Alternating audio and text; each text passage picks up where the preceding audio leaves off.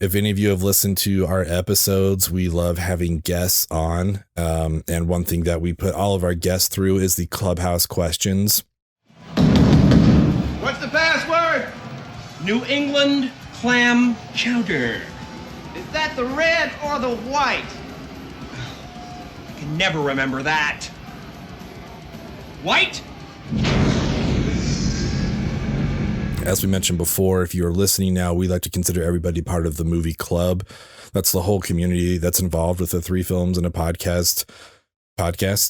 So yeah, if you're listening, you're in the movie club, but there's this tier of our guests that are part of the Clubhouse. And so we like to put them through kind of an initiation, and they have to answer our questions to join the Clubhouse every time a first timer comes on. And we've kind of like answered them a little bit throughout the years, the episodes here and there. Throughout the decades. It's been a long time. It's been such a long year. But I thought it would be a good idea for us to just like finally answer them, flat out. And because I'm kind of curious to hear what everyone's take is between the 3 of us. So yeah, we're going to go through the Clubhouse questions first, and then we'll move on to the next stuff. But I'm going to start out with my question to you guys. You've heard it all before, but people who are listening for the first time, I like to ask people if they are on a deserted island. You have a TV, you have some sort of system that will play media, whatever it is, streaming, a Blu-ray player, anything. And you get to take the filmography of one person with you, either an actor or a director. If they're alive, you'll continue to get what they do. We will send that to you. We won't send any help or food, but we will send you more things to watch.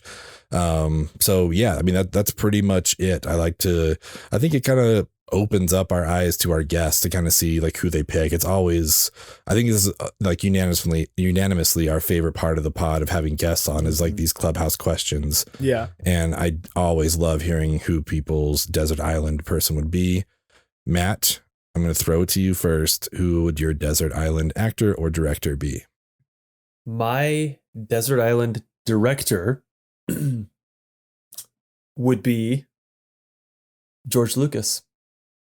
I'm taking George Lucas, baby. I'm getting the Star Wars movies, Indiana Jones. I'm getting. Am I getting all the Star Wars IP? I mean, are we counting? We make the island characters based on. I don't see that's why okay if not. we're not. I mean, if you want the holiday special, I mean, we normally do it. I guess we put the title as actor or director, but if they've produced anything, we say anything that's like on their IMDb. So you'll get the holiday special. You'll get American Graffiti.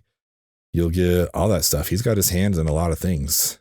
Yeah. So I would enthusiastically take George Lucas. I mean, for Star Wars, A New Hope alone, but everything else is just and American Graffiti too. Yeah. I could watch those on repeat. That's a great choice. And I might even get the George Lucas talk show out of that. I was just going to say, shout out Patrick. That's true. Yeah, we might get the George Lucas talk show out of this. There's some if they're willing to put it in a format that we can get on the boat, that'd be great. And those episodes are hours and hours, and they're wonderful. So you'll have plenty of entertainment. Just listen to George for however long I want. I still need to check those guys out. It's a good show. I recommend it to both Tyler and anybody else who's listening that hasn't watched the George Lucas talk show. Second only to this show. Yes, second only. Go through our entire episodes and then you can go watch the George Lucas talk show, but not before that. How about you, Tyler Beck? So I had such a good answer to this. I believe it. I forgot it. I don't know what happened. I didn't write it down. I was like, oh, there's no way I'll forget that. I don't remember who the person was. Do you want me to go to buy you time? No, that's okay. Oh, okay. All right. Because, we can update this as we go. Yeah. So, I mean, it's well documented on this podcast, and Ben and Matt, you guys both know me. Pretty much every decision I make with regards to a question like this is how can it link back to The Big Lebowski? Mm-hmm. And so basically, in my opinion, it's sort of like a decision of which of Jeff Bridges, John Goodwin, Steve Buscemi, John Turturro, or which path? Or Philip Julianne Seymour Moore. Hoffman. Yeah, see, that's a great one too. So I don't know, of all those people, I'm sort of leaning towards Buscemi here. That rug really tied the room together, did it not? Fucking A. This guy peed on it. Donnie, please. He's in just such a wide range of things. Yeah. I mean, you know, he's in a little bit of the Adam Sandler silly stuff. He's in some, you know, we all know what Steve Buscemi's Yeah, been you get in. Big Daddy. That's great. That's my favorite Sandler. You get Big Daddy, you get some Tarantino, you just get a ton of cool stuff. You get, I don't know. So I think I'm going to have to go Buscemi. I wish I could remember the person I thought of before, but I just can't. I Buscemi's do great. want to.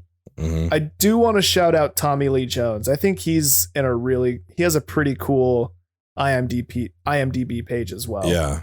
I had thought of him because I was rewatching the Marvel run. And I was like, he's in he's in first Captain Cap, America. right? Oh, Yep. That's right.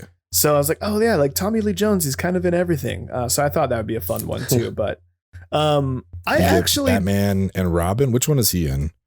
Two-Face. I forget. Batman he's Forever. Yeah, the one right? with the Riddler. My favorite Yeah. Batman. Yeah, it's a good one. It's not really my favorite Batman. It's Nope, the only one with here. Riddler. It's been recorded. I actually don't know if I know your answer to this question, Ben. Well, I would have thought will I say would. this. I'll say this, that young Matthew and I will have a little bit of a crossover because my answer is also the director I picked for a round, and that's Steven Spielberg. I feel like when it comes to the mix of quantity and quality, he's there.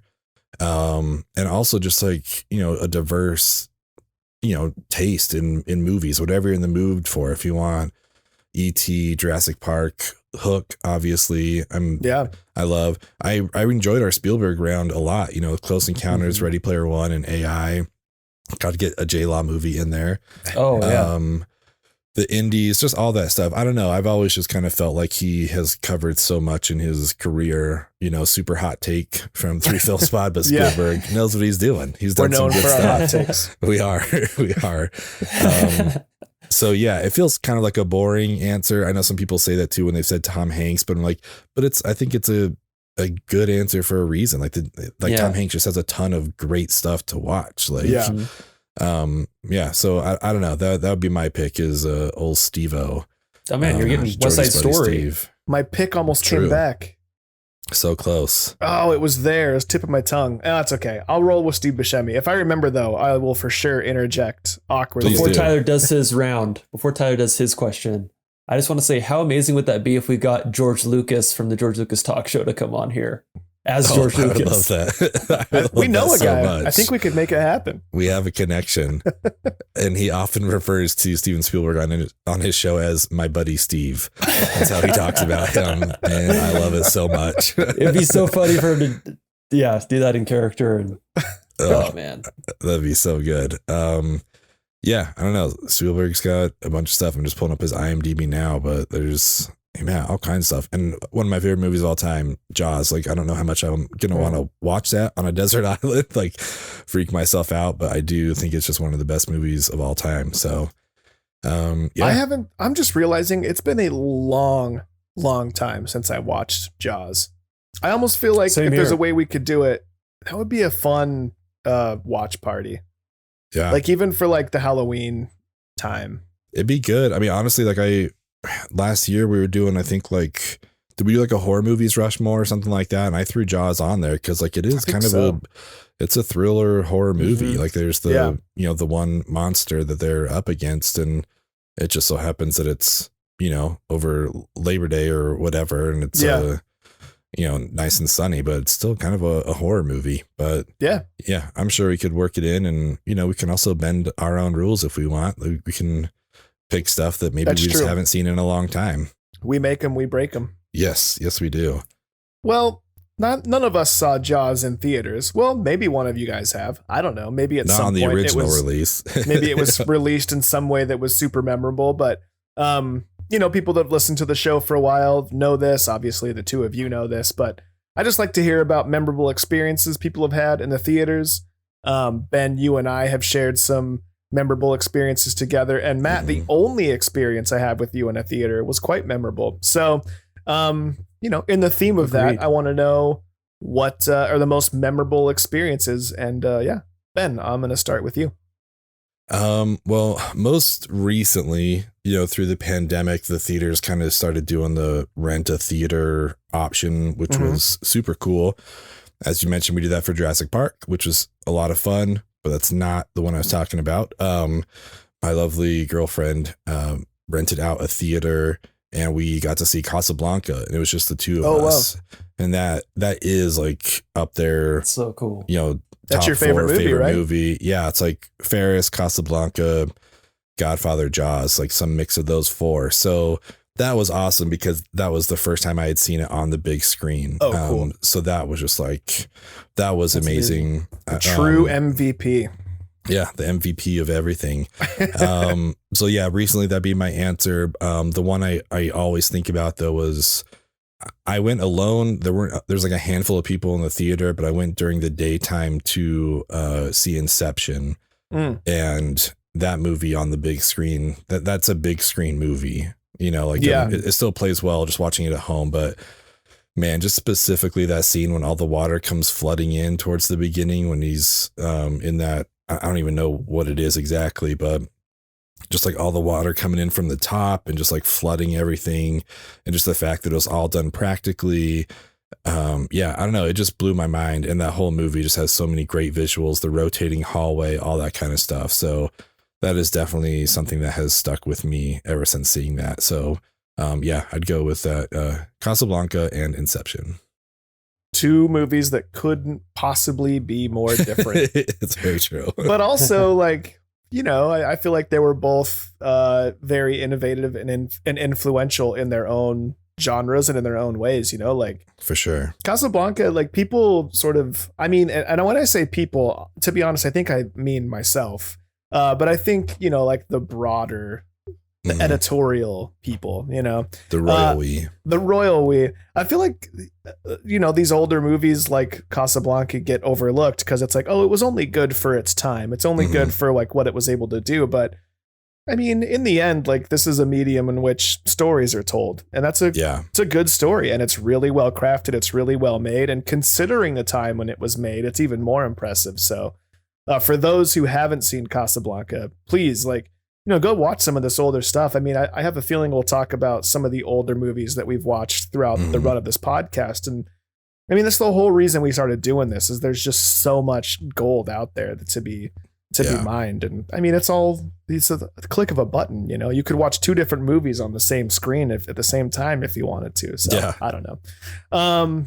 Anyways, that was a tangent, but Matt, what about you? What was your most memorable experience? I have a sea of memorable experiences with midnight releases and all that. So I guess my follow-up question before I answer would be, does this have to be a positive experience? No. Can this be a memorable negative experience? Just memorable in any way. Okay. All right. Well, maybe bring us down. Go ahead. Maybe I'll bring in the first negative experience ever heard on this pod. Please do. I have way too many positive experiences. This was an awful experience. So there's one drive-in theater here in Utah still. It's the Redwood Drive-In. Also a swap meet.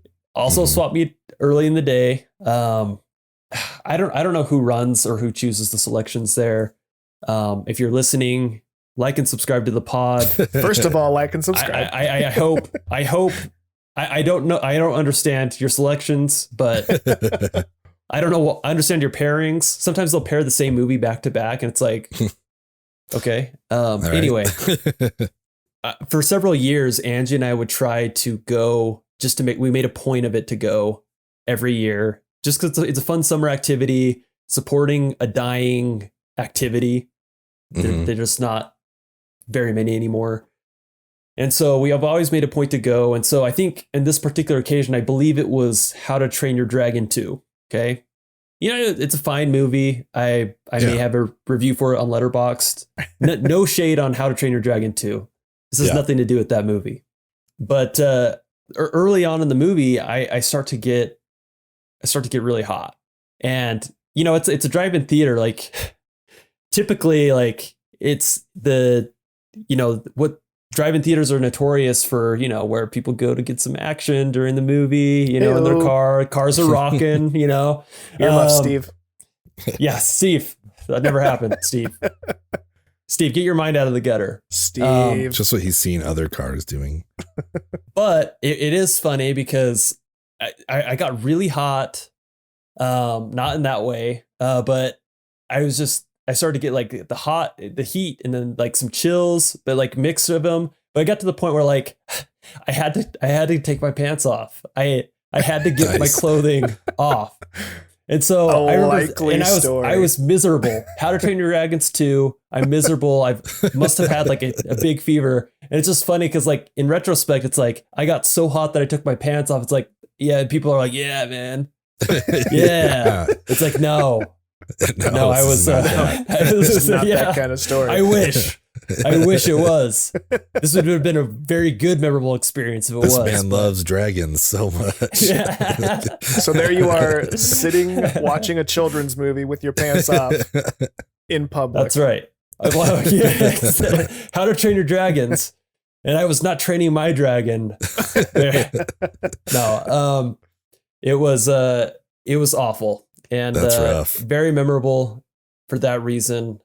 But I made it through. I've seen a few movies since. Shout out to Tenet that Ben and I saw during the pandemic. Fully at the clothed. Redwood Drive-In. Fully clothed. Mm-hmm. Yeah. There were no issues there. So far as for what I know of you, you're 50% on whether or not your pants stay on in the movie.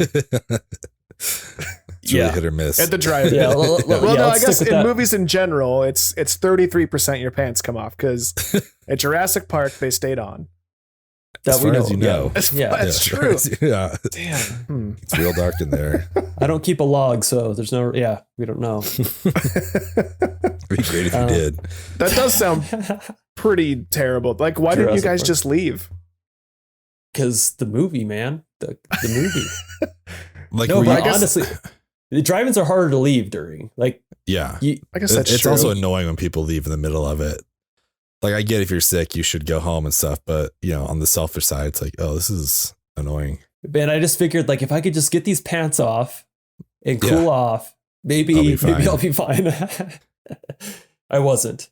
Well, I'll stop embarrassing you about your pants off story. That really does sound terrible. I mean, like, you're right. Like, you're kind of stuck in you're locked in, and like, I don't know. It's hard to get out and do stuff in the first place, so you don't want to just bail, but I don't know. You're a trooper. I'm proud of you.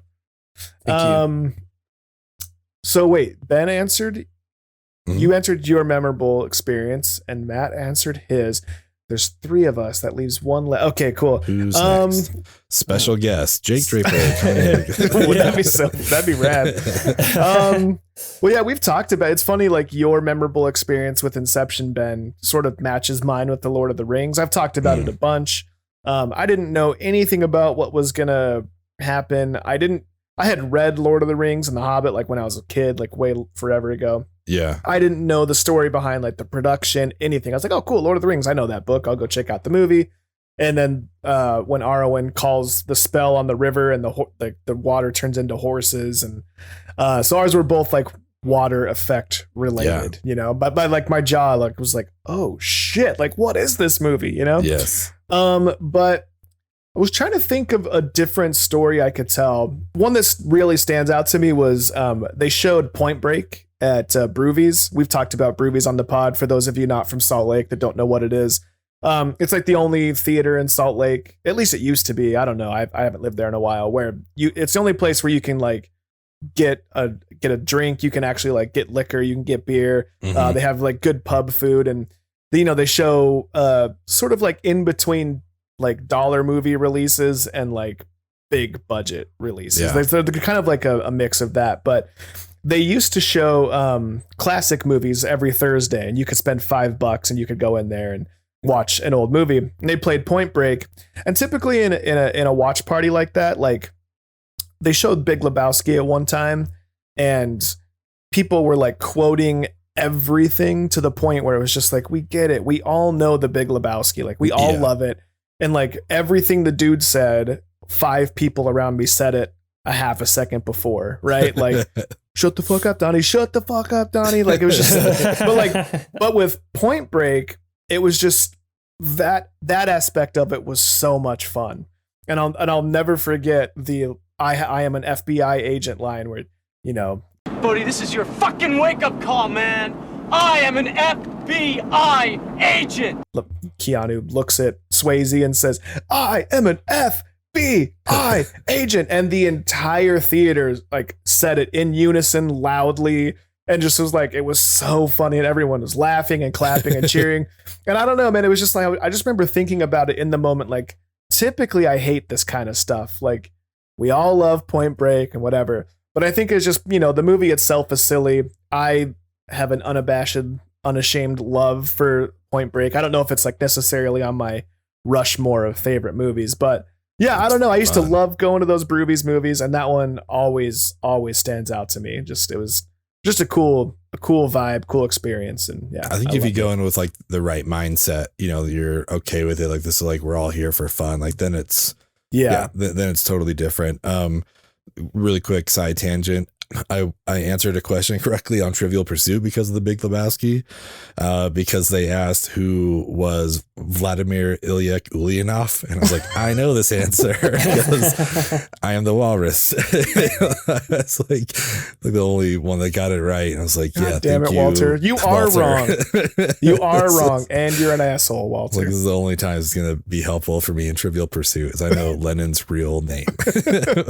Oh wait, no, you said you got the question wrong because of it? No, I was the only one that got it right. Oh. I got it right because of this. I thought you said you got it wrong somehow. Oh, I may have. Hopefully I didn't. No, I got it right. It was like gotcha. Napoleon, you know, it's like Trivial Pursuit. It was like the online ones. There's like 5 different versions.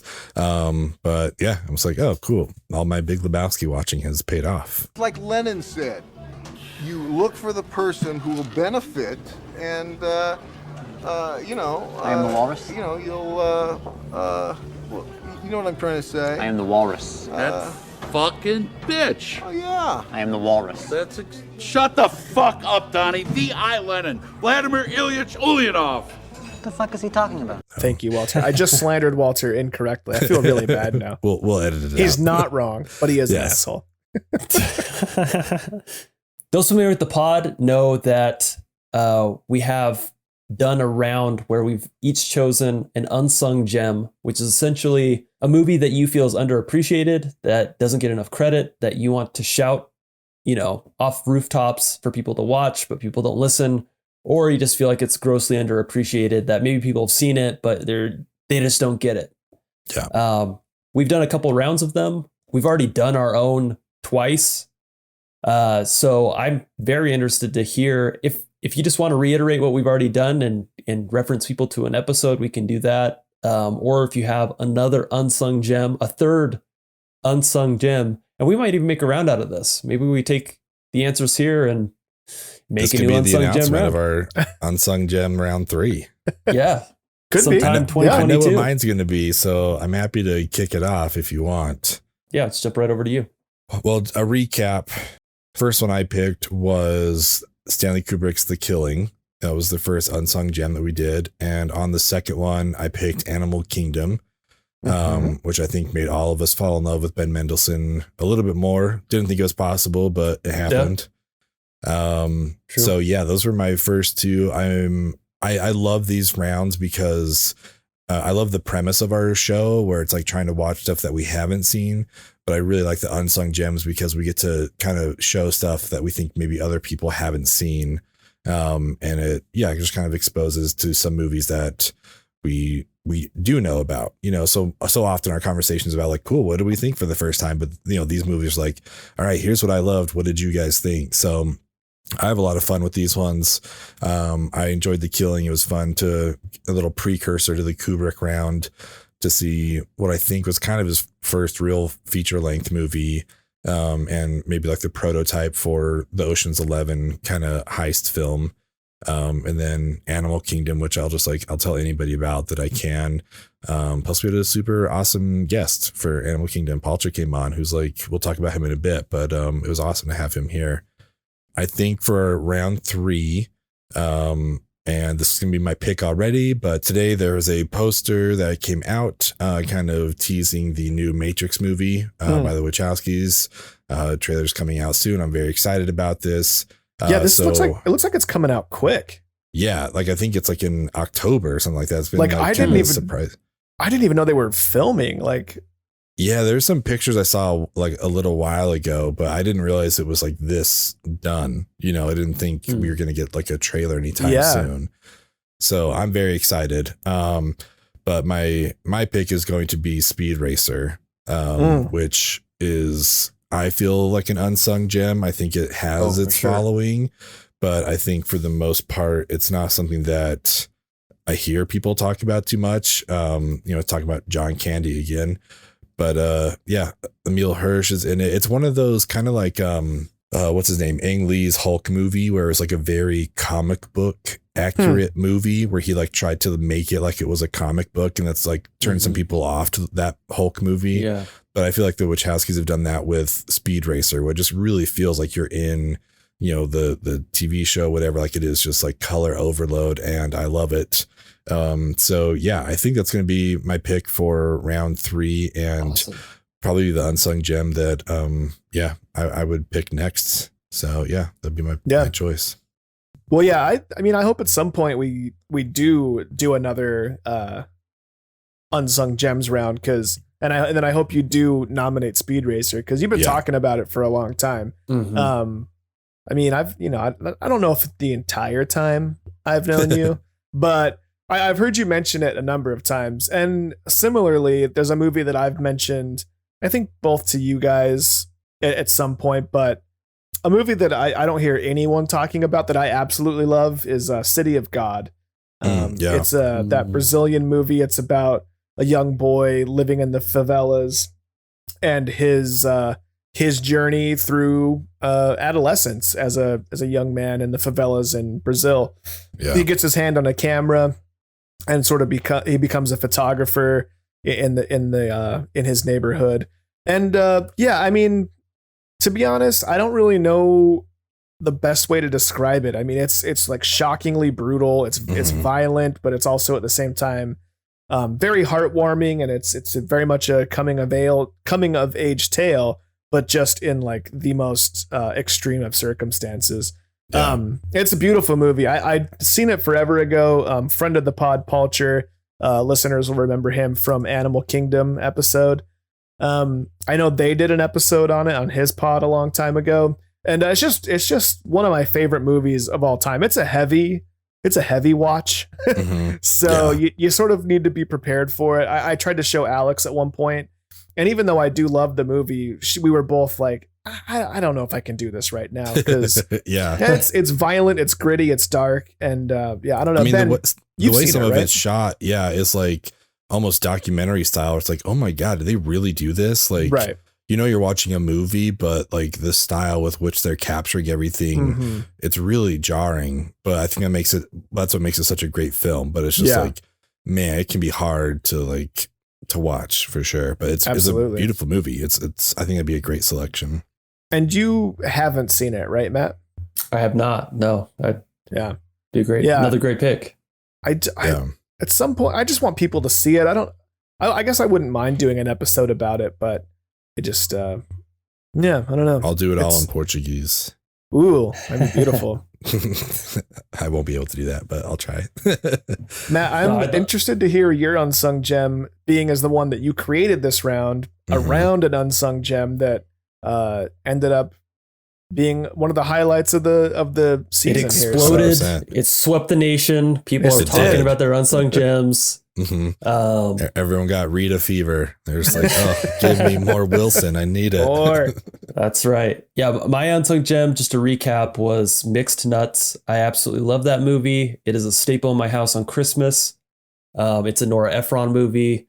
I bonded. We'll get into this later. I bonded with one of our guests over it. If you've seen any like Nora Ephron movies, like, you know, Sleepless in Seattle or You've Got Mail, I think she wrote When Harry Met Sally, right? Even though Rob Reiner directed it.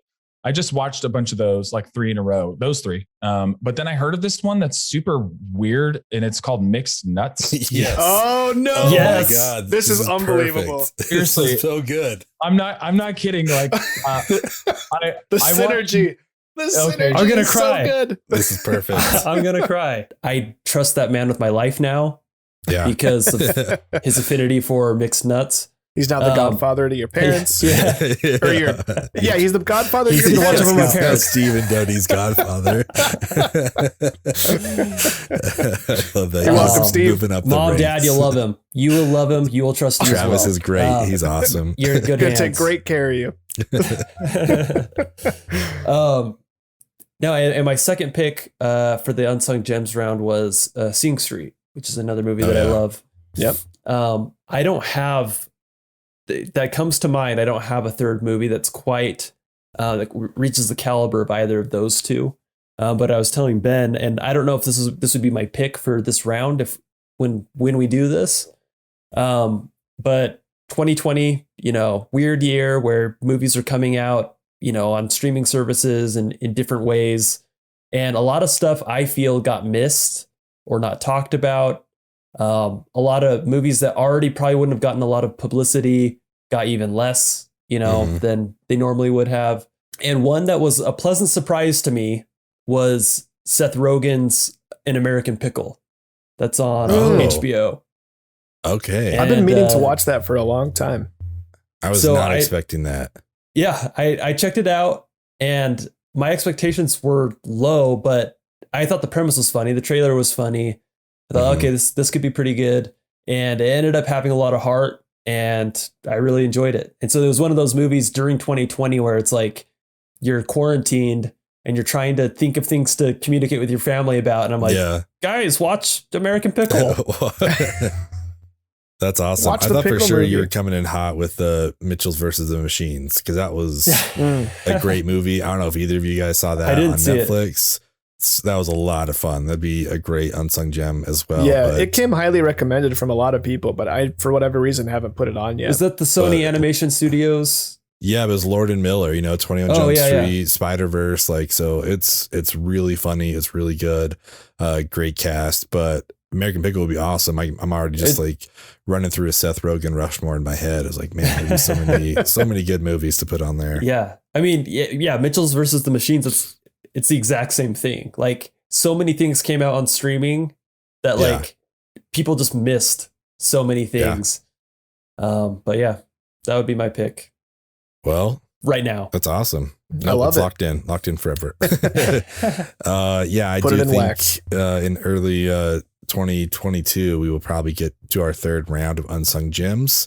Stay tuned for some, possible hints as to what rounds might be coming up for season 2. But yeah, now that we are officially in the clubhouse, I guess we've just been holding the door open. We haven't been allowed inside yet, but now that we've entered, we can go hang out with all these people. That's cool. It's a cool group. Yeah, thanks for letting us in.